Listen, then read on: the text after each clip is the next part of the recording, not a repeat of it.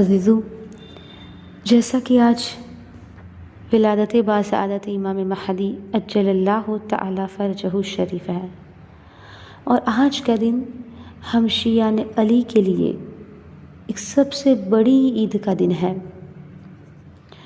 عزیزو، امام زمانہ کی ماں جو بی بی نرجس خاتون ہے، اور یہ وہ بی بی تھی کہ عزیزو جب بی بی نرجس خاتون کی شادی 11ویں امام سے نہیں ہوئی تھی، تو اس سے پہلے عزیزو ملتا ہے کہ دنیا میں دو بڑی سپر پاورز تھے، 2 بگ پاورز تھے۔ ایک روم کی بادشاہت تھی جس میں کرسچینٹی تھی، اور ایک اسلام تھا اور جو عرب میں تھا۔ تو بی بی نرجس خاتون جو تھی وہ روم کے کنگ کی گرینڈ ڈاٹر تھی، یعنی روم کے کنگ کی پوتی تھی، اور اس روم کے کنگ کا نیم تھا سیزر کی یہ پوتی ہیں۔ لیکن بی بی نرجس خاتون کا پہلا جو نیم، یعنی جب وہ عیسائی مذہب میں تھی، جب ان کی شادی مولا حسن عسکری سے نہیں ہوئی تھی، تو ان کا پہلا جو نیم تھا وہ تھا سوسن۔ بعد میں جب اسلام میں آنے کے بعد 10ویں امام نے ان کا نام نرجس رکھا۔ تو جو سیزر کی یہ بہت ہی چہیتی پوتی تھی، سیزر نے ان کی شادی ارینج کروائی۔ جب بی بی نرجس خاتون 13 ایئرس کی 13 سال کی ہوئی، تو ان کے دادا نے، یعنی جو روم کا کنگ تھا، انہوں نے بی بی نرجس خاتون کی شادی اپنے بھتیجے سے ارینج کروائی۔ جب شادی کی ڈیٹ فکس ہوئی اور جب سب مہمان آنے لگے، زبردست شادی، کیونکہ اگر ایک کنگ کے پوتی کی شادی ہو تو کتنا بہترین سب بندوبست کیا ہوگا۔ تو ایک زبردست بہترین شادی تھی، کیونکہ گرینڈ شادی، روم کے کنگ کی پوتی کی شادی یعنی کتنی گرینڈ ہوگی۔ تو عزیزو، ان کا جو ہونے والا شوہر تھا وہ کرسچن لڑکا تھا۔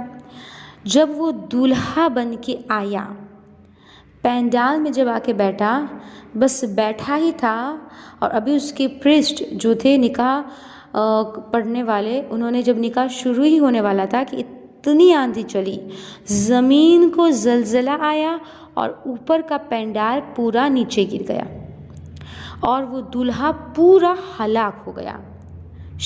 شادی وہی برخاست ہو گئی، یعنی بی بی نرجس خاتون کی شادی نہ ہو سکی۔ اب بی بی اپنے پیلس میں واپس آ گئی۔ کچھ دنوں کے بعد ملتا ہے کہ کچھ دنوں کے بعد ان کے دادا نے پھر ان کی شادی ایک لڑکی کے ساتھ ارینج کی۔ نکاح کی ڈیٹ فکس ہوئی، اور بالکل وہی طرح سے گرینڈ ارینجمنٹ، اور پھر وہ ڈیٹ آئی اور دوسرا لڑکا دولہا تھا وہ آیا، پینڈال میں بیٹھا، پریسٹ پہنچے، نکاح کا جو سسٹم تھا ان کا اسٹارٹ کرنے والے تھے کہ پھر زمین کو زلزلہ آیا، آندھیاں چلنے لگی اور پینڈال گرا، اور دوسرا لڑکا بھی وہیں پہ مر گیا۔ دو لڑکے مر گئے۔ اب سوچئے کہ اب یہ لڑکی کا، عزیزان محترم، جب کسی لڑکی کی شادی ہونے والی ہو اور اس کی شادی سے پہلے اس کے شوہر، اگر یعنی ہونے والے جو شوہر ہے، اگر وہ مر جائے تو عزیزو لوگ اس لڑکی کو کیا کہیں گے؟ یعنی یہی کہیں گے نا کہ یہ تو ایک بد نصیب لڑکی ہے، یہ اس کی شادی کا ڈیٹ فکس ہوتی ہے، شادی کا دن آتا ہے اور دولہا مر جاتا ہے۔ تو عزیزو بی بی کو ابھی تک کچھ معلوم نہیں تھا، کرسچن ہے، لیکن اس زمانے کی کرسچینٹی اور آج کی کرسچینٹی میں بہت فرق ہے۔ تو عزیزو بی بی کو کچھ معلوم نہیں تھا کہ ایسا کیوں ان کے ساتھ ہو رہا ہے۔ اب یہ اپنے روم میں آئی، غمزدہ دل کے ساتھ، پریشانی کے عالم میں اپنے روم میں آئی، اور اپنے روم میں آ کے بیڈ پر لیٹ گئی، بستر پر لیٹ گئی۔ عزیزو سوچئے کہ بی بی کی کیا حالت ہوئی ہوگی، کیونکہ دو شادیاں فکس ہوئی اور دونوں لڑکے مر گئے۔ تو بی بی اپنے بستر پہ لیٹی۔ جب بی بی سوئی ہے تو خواب میں دیکھا کہ نبی عیسیٰ اپنے 12 حواریوں کے ساتھ بی بی نرجس خاتون کے خواب میں آئے۔ اب ایک کرسچن لڑکی کے خواب میں، عیسائی لڑکی کے خواب میں حضرت عیسیٰ کا آنا کتنی بڑی بات ہے۔ جیسے خدا کر اگر ہمارے خواب میں رسول آ جائے تو ہم کتنے خوش ہوں گے۔ تو بی بی نرجس خاتون جب جناب عیسیٰ کو انہوں نے خواب میں دیکھا، ابھی ان سے بات کر رہی تھی، بی بی نرجس خاتون کہتی ہے کہ میں نے دیکھا کہ جس روم میں ہم لوگ بیٹھے ہوئے تھے، اس روم میں ایک شخصیت انٹر ہوئی، اور ان کے چہرے سے اتنا نور نکل رہا تھا کہ جناب عیسیٰ کی شخصیت بیٹھ جائے. کہا وہ شخصیت نورانی شخصیت انٹر ہوئی، ان کے ساتھ 10 لوگ اور تھے اور ان کے چہرے سے بھی اتنا نور نکل رہا تھا کہ جناب عیسیٰ ان کے سامنے مطلب کہ ان کی شخصیت کچھ نہ لگے. وہ سب انٹر ہوئے. اب جناب عیسیٰ نبی نے جب دیکھا تو جناب عیسیٰ نبی ان کے احترام میں کھڑے ہوئے، آگے بڑھ کے ان کو مصافحہ کیا، سلام کیا، جواب سلام دیا، مصافحہ کیا اور پھر سب لوگ آ کے بیٹھ گئے. اور جناب عیسیٰ نبی کے جو حواری تھے وہ بھی کھڑے ہوئے ان کے احترام میں اور سب پھر بیٹھے. اب جناب نرجس خاتون نے جناب عیسیٰ سے پوچھا کہ یہ کون ہے؟ تو جناب عیسیٰ نبی کہتے ہیں کہ یہ اسلام کے رسول حضرت محمد مصطفیٰ صلی اللہ علیہ وسلم ہے، یہ آخری نبی ہے. کہا ان کے ساتھ یہ لوگ کون ہیں؟ جناب نرجس خاتون سوال کرتی ہے. تو کہا کہ ان کی بیٹی مولا علی سے لے کے 10 امام تک تعارف کروایا. کہا یہ سارے ان کے بیٹے ہیں. ایک مرتبہ نبی عیسیٰ نے پوچھا یا رسول اللہ، اس لیے کہ حضرت عیسیٰ کے سردار ہے رسول خدا. تو کہا کہ یا رسول اللہ آپ کا آنا کیسے ہوا؟ تو رسول خدا نے کہا کہ میں اپنے بیٹی کا رشتہ تمہاری اس بیٹی سے کرنے آیا ہوں، کیونکہ جناب نرجس خاتون شمعون کی نسل سے تھی. شمعون جو جناب عیسیٰ نبی کا وارث تھا، جناب عیسیٰ کی نسل سے تھا اور ان کی نسل سے جناب نرجس خاتون تھی. تو یہ سننا تھا. جناب عیسیٰ نبی خوش ہو گئے، اتنے خوش ہوئے کہ پلٹے شمعون کی طرف اور کہا کہ اے شمعون تم کتنے خوش نصیب ہو، تم کتنے خوش نصیب ہو، یہ کتنی خوشی کی بات ہے کہ خاندان اہل بیت سے، رسول کے گھرانے سے تمہاری رشتہ داری ہونے جا رہی ہے. اس کے بعد جناب عیسیٰ نبی کہتے ہیں ہمیں تو یہ رشتہ قبول ہے. نکاح ہوا. نکاح میں 11ویں امام کی طرف سے اللہ کے رسول نے نکاح پڑھا اور بی بی نرجس خاتون کی طرف سے نبی عیسیٰ نے نکاح پڑھا. خواب میں یہ سب دیکھ رہے جناب نرجس خاتون. اب رسول کے جو گواہ بنے وہ 10 امام بنے اور حضرت عیسیٰ کے جو گواہ تھے وہ 12 حواری بنے. نکاح ہوا اور نکاح ہونے کے بعد بی بی خواب سے بیدار ہوگی. اب بی بی نرجس خاتون کو کچھ سمجھ میں نہیں آیا کہ میں نے کیا دیکھا، کچھ بھی نہیں معلوم. یہ روم میں رہتی ہے، اسلام عرب میں ہے. اور جب دوسرا دن آیا جناب نرجس خاتون پریشان تھی اور جب رات میں سوئی، دوسرے دن جب رات میں سوئی تو خواب میں انہوں نے بی بی مریم کو دیکھا. یعنی بی بی نرجس خاتون کے خواب میں بی بی مریم آئی. ایک عیسائی لڑکی کے خواب میں جناب مریم کا آنا کتنی بڑی بات ہے. اب جناب مریم خواب میں آئی. بی بی نرجس خاتون نے کہتی ہے کہ میں بی بی مریم کے ساتھ بیٹھی تھی اور بات کر رہی تھی کہ اتنے میں نے دیکھا کہ ایک خاتون ہے، ایک شہزادی ہے جو کنیزوں کے ساتھ انٹر ہوئی، جس کے چہرے سے اتنا نور بلند ہو رہا تھا کہ جناب مریم ان کے سامنے کچھ نہ لگے. اور جیسے ہی وہ روم میں انٹر ہوئے بی بی مریم ان کے احترام میں کھڑی ہو گئی. وہ آئی، سلام کیا، مصافحہ کیا اور بیٹھ گئی. بی بی نرجس خاتون کہتی ہے کہ میں نے بی بی مریم سے پوچھا کہ یہ کون ہے؟ تو کہا کہ یہ رسول کی بیٹی. اب جناب مریم کہتے ہیں کہ یہ رسول کی بیٹی جناب فاطمہ زہرا سلام اللہ علیہا ہے اور یہ جو رسول آئے تھے نا کل خواب میں انہی کی بیٹی ہے. اب جناب مریم سمجھ گئی کہ یہ میری ساس ہے. تو اس کے بعد جناب مریم نے آگے بڑھ کے جناب نرجس خاتون نے آگے بڑھ کے جناب فاطمہ زہرا سے مصافحہ کیا اور جناب زہرا نے بی بی نرجس کو کلمہ پڑھایا. اب کلمہ پڑھنے کے بعد جناب نرجس نے بی بی زہرا سے کہا کہ اے بی بی، اے شہزادی، کہ بی بی ابھی تک میرے خواب میں میرا ہونے والا شوہر نہیں آیا. نکاح تو ہو گیا لیکن ابھی تک میں نے اپنے شوہر کو نہیں دیکھا. اب شہزادی زہرا کہتی کہ بیٹی اب آئے گا، اس لیے کہ اب تک تم نے کلمہ نہیں پڑھا تھا نا، اب تم نے کلمہ پڑھ لیا ہے، اب آئے گا تمہارے خواب میں میرا بیٹا. اس کے بعد عزیزو تیسرا دن آیا.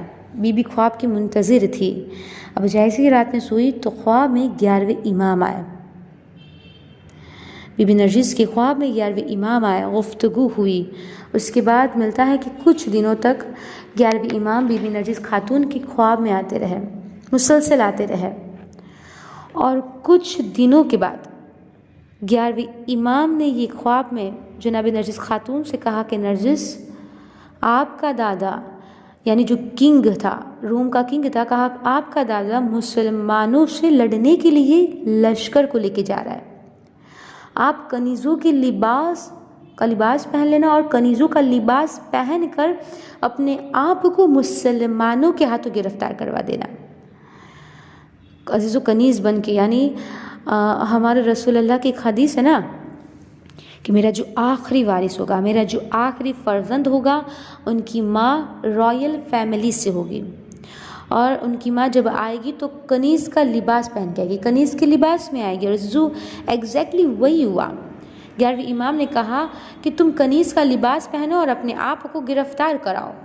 اس کے بعد جناب نرجس خاتون نے کنیز کا لباس پہنا، اور پھر جناب نرجس خاتون عزیزان محترم اپنے جو مطلب کہ لشکر لے کے ان کے دادا نکل رہے تھے ان میں جا کے بیٹھ گئی. یعنی دیکھیے عزیزو، خدا کس طرح سے راستہ بناتا ہے، خدا کیسا مسبب الاسباب ہے. اب کنیزوں کا لباس پہن کر بی بی آئی اور مسلمانوں کے ہاتھوں اپنے آپ کو گرفتار کروا دیا. اب وہاں سے ان لوگوں نے، یعنی جن کے ہاتھوں جناب نرجس خاتون گرفتار ہوئی تھی، ان لوگوں نے بی بی کو بیچ دیا. جو غلام اور کنیز کا سودا کرتے تھے، جو غلام اور کنیزوں کو خریدتے تھے، ان کے ہاتھوں ان مسلمانوں نے جناب نرجس خاتون کو بیچا. اب عزیزان محترم، وہ لوگ جس نے بی بی کو خریدا تھا، وہ بی بی کو وہاں سے لے کے کشتی میں بصرہ آئے. دوسری سائڈ پہ یعنی ادھر 10ویں امام نے سامرا میں ایک شخص کو بلایا، کیونکہ 10ویں امام اور 11ویں امام سب سامرا میں تھے. تو 10ویں امام نے سامرا میں ایک شخص کو بلایا اور اس شخص کو 220 دینار دیے، ایک تھیلی میں رکھے اور اس پر اپنی مہر لگائی اور رومی زبان میں خط لکھا. اور وہ شخص کون تھا جسے 10ویں امام نے بلایا تھا؟ یہ وہ شخص تھا کہ جب رسول خدا ہجرت کر کے آئے تھے تو رسول کی اونٹنی جن کے گھر میں رکی تھی، جن کے گھر کے آگے رکی تھی، وہ ابو ایوب انصاری تھا. اور جناب ابو ایوب انصاری کی نسل سے یہ شخص تھا کہ جسے 10ویں امام نے بلایا تھا. تو 10ویں امام نے اسے پیسے دیے اور پیپر دیا، یعنی خط دیا، رومی زبان میں لکھا ہوا، عربی میں نہیں لکھا تھا کیونکہ بی بی تو عربی جانتی ہی نہیں تھی. کہا کہ ایک مرتبہ وہ خط دے کے اس شخص سے کہا کہ تمہارا پورا خاندان ہمارا چاہنے والا ہے، تم میرا یہ کام کرو. کہا مولا کیا کام ہے؟ کہا تم یہ پیسے لو، یہ خط لو اور بصرہ پہنچ جاؤ، سیدھا بصرہ پہنچ جاؤ. عزیزو، سامرا اور بصرہ کافی دور ہے. کہا کہ تم وہاں جا کر صبح کے وقت ساحل پہ چلے جانا، کچھ کشتیاں آئے گی، غلام اور کنیز آئیں گے، لوگ آ کے بولی لگائیں گے، اور ان کنیز کو دیکھنا. ایک مرتبہ کہا کہ ایک کنیز کو دیکھنا کہ جو حجاب میں ہوگی، مکمل حجاب میں رہے گی، اور وہ رومی زبان میں یہ کہہ رہی ہوگی کہ میرا لینے والا، میرا خریدار آنے والا ہے. کہا کہ اس کو تم یہ رومی خط دے دینا اور 220 دینار میں اس کنیز کو خرید کے میرے پاس لے کے آ جانا.